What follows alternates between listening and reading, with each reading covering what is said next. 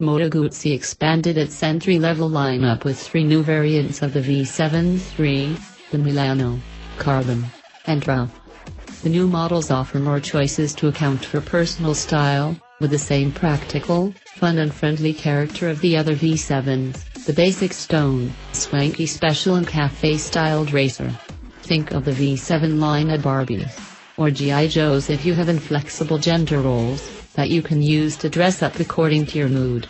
Snark aside, these are pretty bikes with nice build quality, especially considering the $8,000 to $10,000 price range of the V73 models. Moto Guzzi USA hasn't yet announced pricing or availability for these models.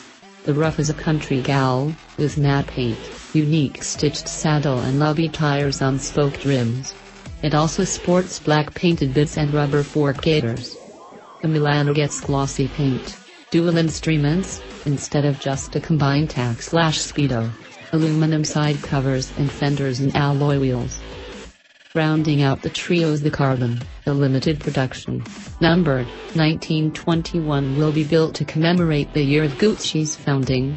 Model with carbon fiber fenders and side cover, matte black paint, red finished valve covers and brake caliper, billet aluminum gas cap and other little touches.